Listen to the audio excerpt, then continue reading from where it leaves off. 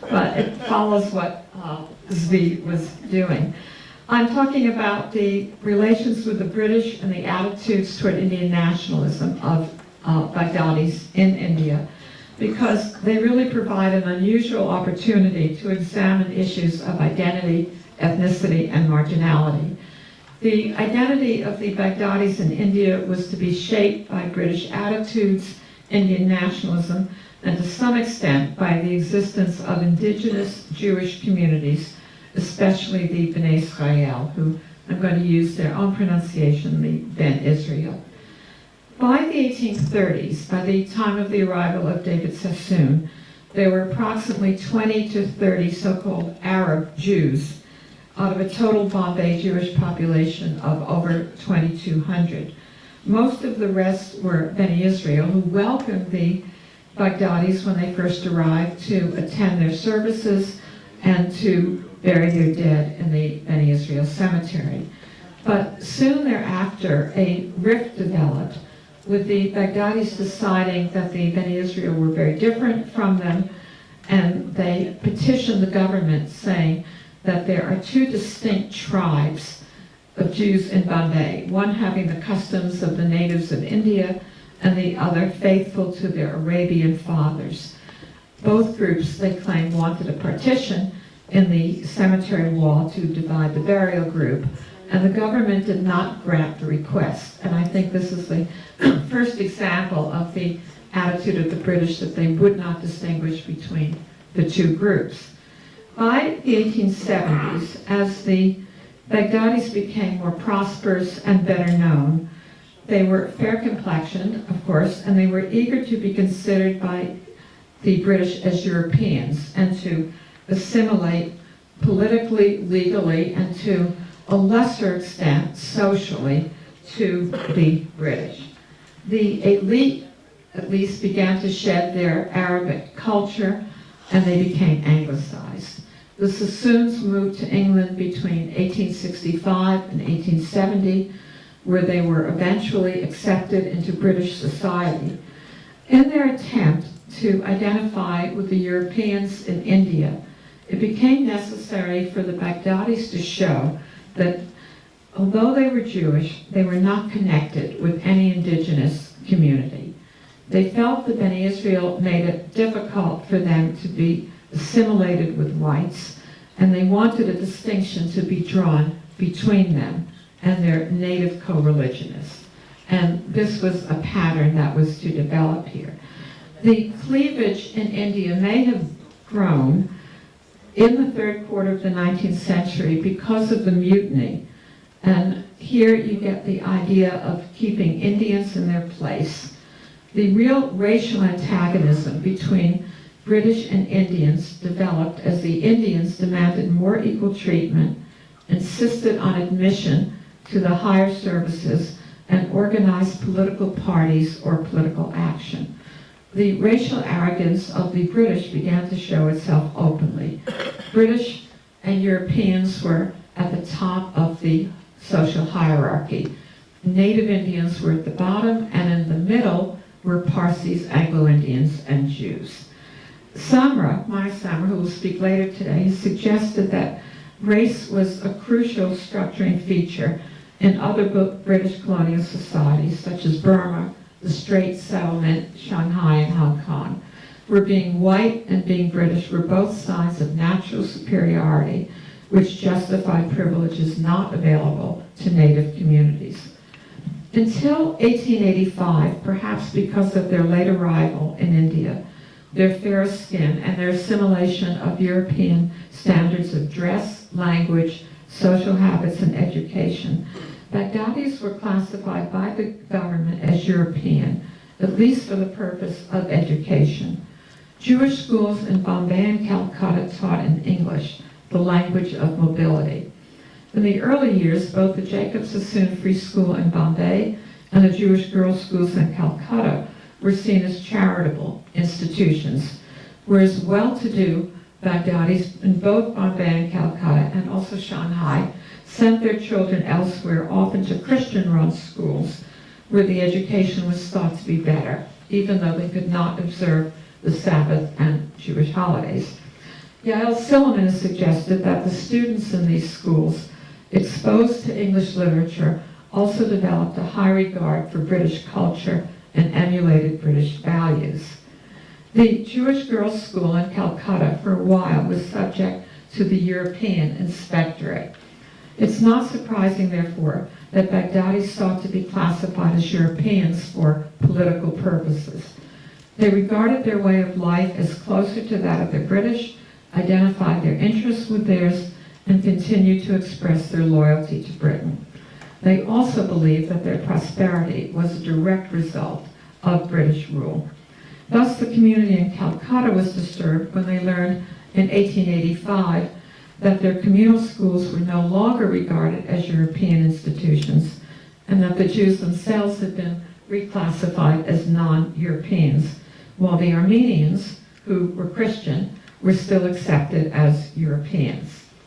By the last quarter of the 19th century, as Europeanization had progressed considerably among the Baghdadis, the Indian identity of the Beni Israel had also increased, and the Indian conditions of caste, color, and community influenced the distinctions between the two communities.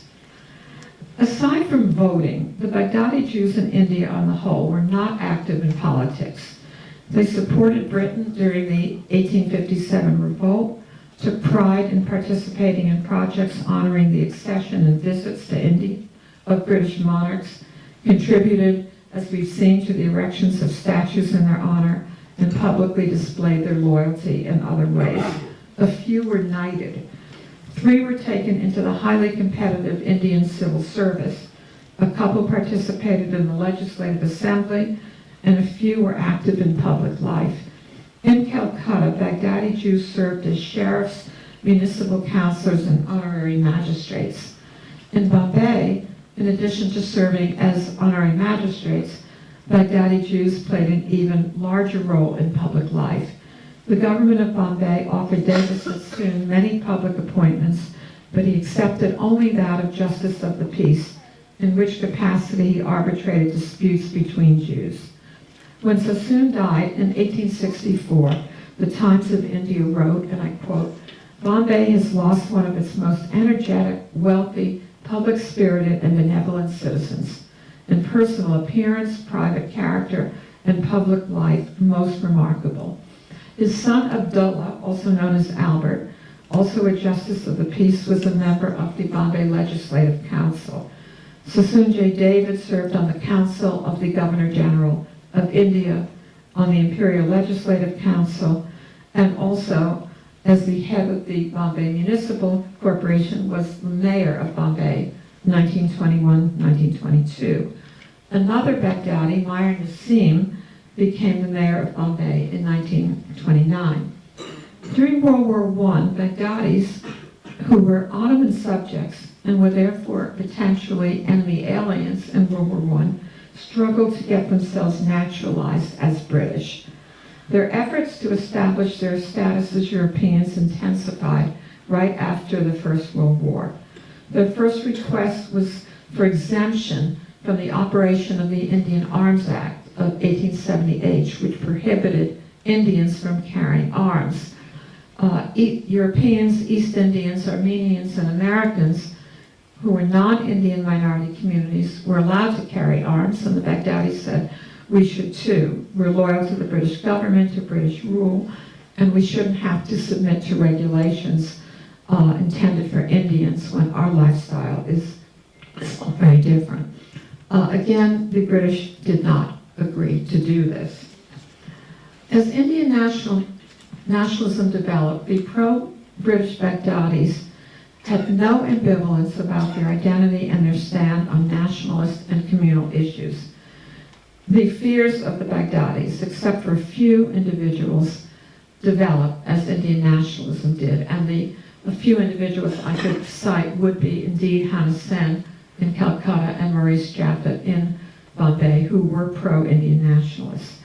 But their ties to the British really led the Baghdadis to develop negative attitudes toward Indian nationalism and also to the indigenous Beni Israel. Yael Silliman has said, and I quote here, about the Baghdadi Jewish trade diaspora in general, and I like the observation. While comfortable in their local settings, the Baghdadi Jews never identified with or saw themselves as part of the lands in which they lived. Indeed, they worried about assimilation. They emphasized their foreign origin and religion to distinguish themselves from Hindus, Muslims, and Christians. She suggests that ideas of nationality were peripheral to them, that they were neither British nor Indian, and although they identified with the British and were loyal, they considered their Jewishness as their core identity. It was central to their understanding of who they were. And I really strongly recommend Yale's book, Jewish Portrait, Indian Frames, which is, I think, a brilliant study of this. And Yale has argued that the majority of the Baghdadi Jews in Calcutta socialized in their small Jewish world, mixing neither with Europeans nor Indians, even though they had good social relations with both. In the mid-1930s, the British intervened in 3 important cases. In the Baghdadi synagogue in Rangoon in Burma, Burma was administered by India then, a dispute arose over whether Bnei Israel should have full rights and be eligible to vote for synagogue trustees and to stand for election to that office. The case reached the High Court of India, which ultimately decided that there was no substantial distinction between Baghdadis and Bnei Israel, and that therefore the Bnei Israel could vote and could be appointed as trustees.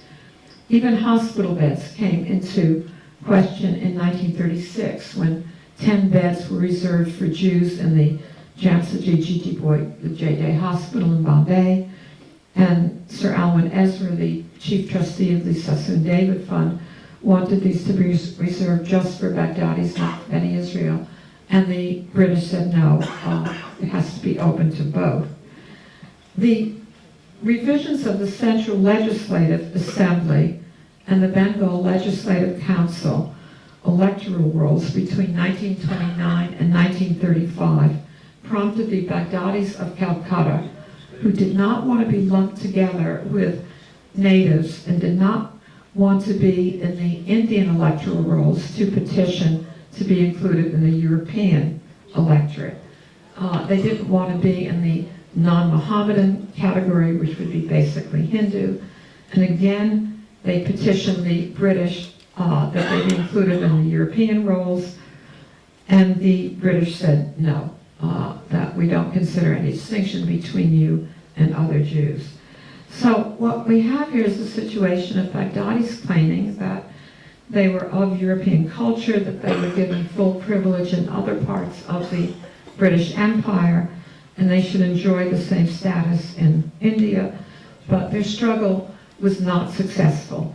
As they did in the Rangoon synagogue case and the J.J. Hospital case, the British chose to define the Sephardic Jews of Calcutta not by their culture or color, but by their religion. And a policy of dividing Jews was out of the question. So the British acted quite consistently in not distinguishing between them. And because of this, the Baghdadis then decided to reconsider their position. Maybe they had been wrong, they felt, by the late 1930s in concentrating on European status. And maybe they should now work in cooperation with the Bnei Israel and also the Cochin Jews on obtaining communal rights as Jews. It was a whole shift of position. Also, the Government of India Act gave preference to certain communities in the services, and the Jews felt actually threatened very much by this. Even though they didn't get involved in politics, they were very nervous about their possible role in an independent India. Now, I'm just going to quickly summarize this because Shelva covered it a little bit in the introduction. Is that it, 15 minutes? 10 seconds. Okay, just let me summarize it. That, as Shelva has said, that when India became independent and Israel emerged as a separate state, the identity of the Baghdadi Jews was really thrown into crisis. What should they do? Should they stay? Should they leave? New economic and exchange regulations were making it very difficult for the Baghdadi merchants. They had other options, of course. They could go to the west, as we've talked about. Surprisingly, despite their strong Jewish identity, relatively few Baghdadis came to Israel compared to where else they were. And so this is a case then of another middleman minority in the British Empire. In a sense, they come in the baggage of the British and they leave with the British. And so the future of the Baghdadi community in India, of course, is not in India, but it's here, and it's in the West. And I think today we would talk about the Baghdadis as a transnational community, and probably further research could be done in that area. Thank you.